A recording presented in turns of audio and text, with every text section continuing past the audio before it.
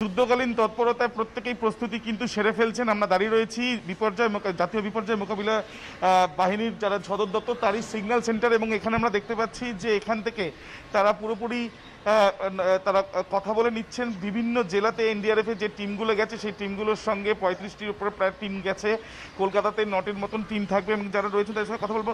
কলকাতায় এর আগে আমরা দেখেছি আমফানের সময় যে কি ক্ষয়ক্ষতি হয়েছে, ঘূর্ণিঝড় ইয়াস এবার আছড়ে পড়ার মুখে, তো কি কি ব্যবস্থা কলকাতার জন্য আপনারা রেখেছেন এবং জেলার জন্য মোটামুটি আপনারা তো এখানে কন্ট্রোল রুম থেকে সবার সঙ্গে যোগাযোগ করছেন, কি পরিস্থিতি এবং কি কি ব্যবস্থা আপনারা রেখেছেন? অলরেডি কলকাতায় আমাদের পুরো 9টা টিম আর ওয়েস্ট বেঙ্গলে 35 টিমস অলরেডি ডিপ্লয়েড হয়ে গেছে। আরও আজকে রাত্রিবেলা মোটামুটি 10টা টিম আরও ইন্ডাক্ট হচ্ছে। আরও আমাদের টিম ওরা প্রি পজিশনিং জায়গা নিয়েছে আর ওরা ওখানে গিয়ে অ্যাওয়ারনেস প্রোগ্রাম চালাচ্ছে। ভালনারেবল পিপুলকে সেফ প্লেসে এভ্যাকুয়েট করার জন্য ওরা স্টেট গভর্নমেন্টের সাথে কোঅর্ডিনেট করে ভালোভাবে ওখানে অ্যাওয়ারনেস করছে আর ওদেরকে সেফ প্লেসে ইভ্যাকুয়েট করার প্রসেসটা অন আছে।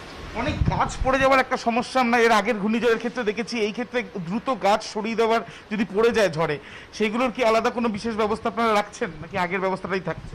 না, ওটা আগেবার মতনই আমাদের কাছে সব কোয়ার্টারগুলো রেডি আছে। সব team are well equipped to deal with this situations.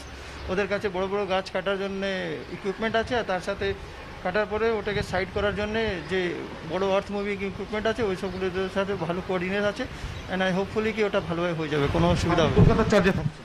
হ্যাঁ, আমি কলকাতায় দেখছি।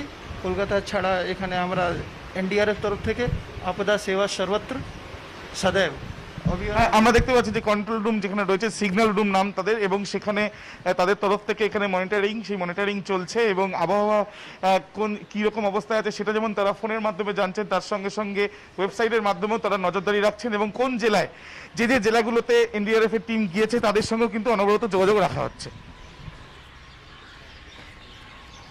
ধন্যবাদ আবির। আপনাদের জানিয়ে রাখি যে 4 দিন ফেরি চলাচল বন্ধ প্রশাসনের তরফে জানানো হয়েছে। হাওড়া ফেরিঘাটের ছবিটা এই মুহূর্তে আপনাদের সামনে তুলে ধরবো।